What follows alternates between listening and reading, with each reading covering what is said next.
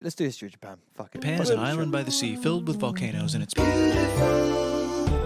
In the year -1 billion, Japan might not have been here.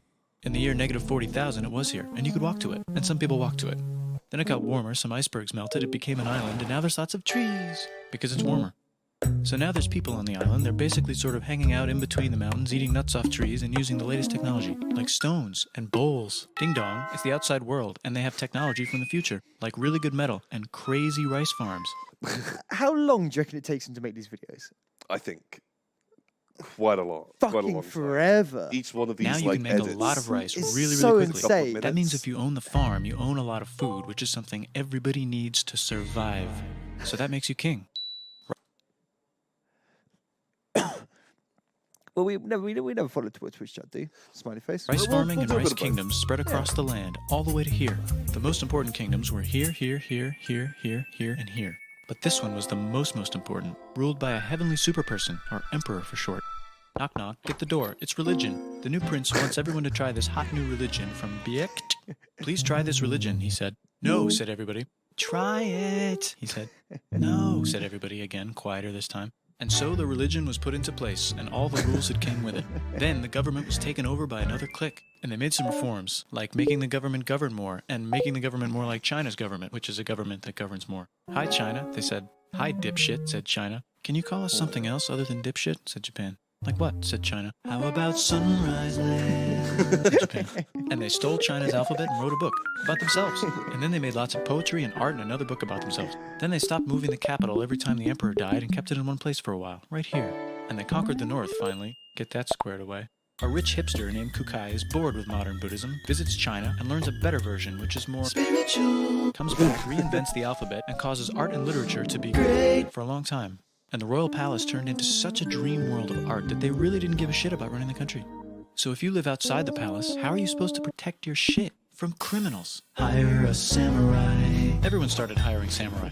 Rich, important people hired samurai. Poor people who could not afford to hire samurai did not hire samurai. The samurai became organized and powerful, more powerful than the government. So they made their own military government. Here, they let the emperor still be emperor, but the shogun is actually in control. Breaking news, the Mongols have invaded China. We've invaded China, said the Mongols. Please respect us, or else we might invade you as well. Okay, said Japan. So the Mongols came over, ready for war, and died in a tornado. But they tried again, and had a nice time fighting with the Japanese, but then died in a tornado. Then the emperor overthrows the shogunate. Then the shogunate overthrows him back and moves to Kyoto and makes a new shogunate. And the emperor can still dress like an emperor if he wants, that's fine. Now there's more art. Like painting with less colors, collaborative poetry, plays, monkey fun, tea parties, gardening, architecture, flowers. It's time for who's going to be the next shogun. Usually it's the shogun's kid, but the shogun doesn't have a kid. So he tries to get his brother to quit being a monk and be the next shogun. He says okay, but then the shogun has a kid. So now who's it going to be? Vote now on your phones. And everyone voted so hard that the palace caught on fire and burned down. The shogun actually didn't care. He was off somewhere doing poetry. And the whole country broke into pieces. Everyone is fighting with each other for local power, and it's anybody's game. Knock knock, it's Europe. No, they're not here to take over. They just want to sell some shit, like clocks, and guns, and Jesus. So that's cool, but everyone's still fighting each other for control, now with guns. And wouldn't it be nice to control the capital, which right now is puppets, with no one controlling them? This clan is ready to make a run for it, but first they have to trample this smaller clan, which is in the way. Surprise, the smaller clan wins, and the leader of that clan steals the idea of invading the capital and invades the capital, and it goes very well. He's about halfway through conquering Japan when someone who works for him kills him, and then someone else who works for him kills them, and that guy finishes conquering Japan. And then he confiscated everybody's swords, and made some rules. And now I'm going to invade Korea, and then hopefully China, he said, and failed, and also died. But before he died, he told these 5 guys to take care of his 5-year-old son until he's old enough to be the next ruler of Japan. And the 5 guys said, yeah, right, it's not going to be this kid, it's going to be one of us, because we're grown-ups. And it's probably going to be this guy, who happens to be way more rich and powerful than the others. A lot of people support him, but a lot of people support not supporting him. They have a fight, and he wins, and starts a new government, right here. And he still lets the emperor dress like an emperor, and have very nice things. But don't get confused, this is the new government, and they are very strict. So strict they closed the country. No one can leave, and no one can come in. Except for the Dutch, if they want to buy and sell shit, but they have to do it right here. Now that the entire country was not at war with itself, the population increased a lot. Business increased, schools were built, roads were built, everyone learned to read, books were published, there was poetry, plays, sexy times, puppet shows, and Dutch studies. People started to study European science from books they bought from the Dutch. We're talking geography, skeletons, physics, chemistry, astronomy, and maybe even electricity. Over time, the economic and cultural prosperity began to gradually slow down. Knock, knock. It's the United States with huge boats with guns. He's so musically talented. I Gunboats. fucking love Open. it. Just these The like country. audio. Stop. Yeah, Nothing fucking can be closed, great. said the Bam. United States. There was really nothing they could do, so they signed a contract that lets United States, Britain, and Russia visit Japan anytime they want. Choshu and Satsuma hated this. That sucks, they said. This sucks. And with almost very little outside help, they overthrew the shogunate and somehow made the emperor again and moved him to Edo, which they renamed Eastern Capital. They made a new government, which was a lot more Western. They made a new constitution that was pretty Western, and a military that was pretty Western. And do you know what else is Western? That's right, it's conquering stuff. So what can we conquer? Korea. They conquer Korea, taking it from its previous owner, China, and then go a little bit further. And Russia rushes in out of nowhere and says, "Stop, no, you can't take that. We were going to build a railroad through here to try to get some more water." And Russia builds their railroad, supervised by a shit ton of soldiers. And then when the railroad was done, they downgraded to a fuck ton. Did I say downgrade? I meant upgrade. And Japan says, "Can you maybe chill?" And Russia says, "How about maybe you chill?" Japan is kind of scared of Russia. You'll never guess who's also kind of scared of Russia. Great Britain. So Japan and Great Britain make an alliance together so they can be a little less scared of Russia. Feeling confident, Japan goes to war against Russia, just for a moment, and then they both get tired and stop. It's time for World War I. The world is about to have a war, because it's the 1900s and weapons are getting crazy, and all these empires are excited to try them out on each other. Meanwhile, Japan has been enjoying conquering stuff and wants more. And the next thing on their list is this part of China and lots of tiny islands. All that stuff belongs to Germany, which just had war declared on it by Britain because Britain was friends with Belgium, which was being trespassed by Germany in order to get to France to kick France's ass because France is friends with Russia, who was getting ready to kick When I was Austria's first ass. watching this, I thought this could be like a really good way to teach people stuff.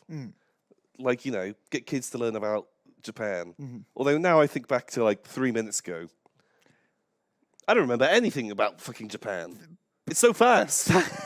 There's so much going on. I don't know. What was the guy called who was an emperor?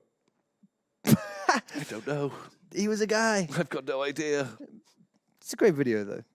Should we keep watching? Dutch Should we studies. cut it Yeah, out? like we. Let's Because cut it Austria out. was getting ready to kick Let's keep it Serbia's going. ass because someone from Serbia shot the leader of Austria's ass. Or actually shot him in the head.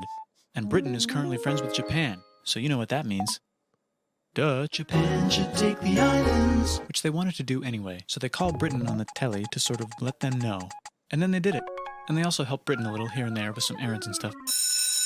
Now the war is over, and congratulations, Japan. You technically fought in the war, which means you get to sit at the negotiating table with the big dudes, where they decided who owns what. And yes, Japan gets to keep all that shit they stole from Germany. You also get to join the post-war mega alliance, the League of Nations, whose mission statement is to try not to take over the world. The Great Depression is bad, and Japan's economy is now crappy, but the military is doing just fine, and it invades Manchuria. I didn't know Japan won the League of Nations. Boom. You learn something every day. I had no idea. And the League of Nations is like, no, don't do that. If you're in the League of Nations, you're not supposed to take over the world. And Japan said, how about I do anyway? And Japan invaded more and more and more and more of China, and was planning to invade the entire East. You've got mail. It's from Germany, the new leader of Germany. He has a cool mustache, and he's trying to take over the world and needs friends. This also got forwarded to Italy. They all decided to be friends because they had so much in common. It's time for World War II. Germany is invading the neighbors. Then they invade the neighbors' neighbors. Then the neighbors' neighbors' neighbors, who happened to be Britain, said, holy shit. And the United States started helping Britain because they are good friends, and started not helping Japan because they're friends and our friends are not friends. Because they're planning on invading the entire ocean. The United States is also working on a large, very huge bomb, bigger than any other bomb, ever, just in case. But they still haven't joined the war. War looks bad on TV, and the United States is really starting to care about their image. But then Japan spits on them in Hawaii and challenges them to war. And they say yes. And then Germany, as a symbol of friendship, declares war on the United States also. So the United States goes to war in Europe, and they help the gang chase Germany back into Germany. And they also start chasing Japan back into Japan. And they haven't used the bomb yet, and are curious to see if it works. So they drop it on Japan. They actually dropped 2. Oh no. Ooh.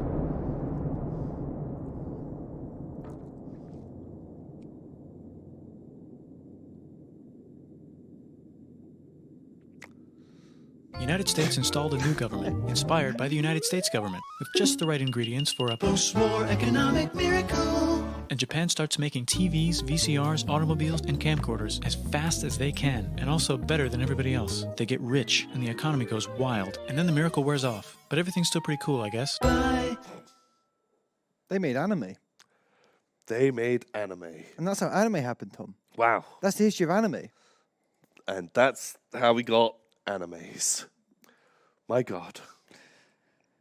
I feel like that's so fucking. It was a lot. It's intense. There's a lot of information.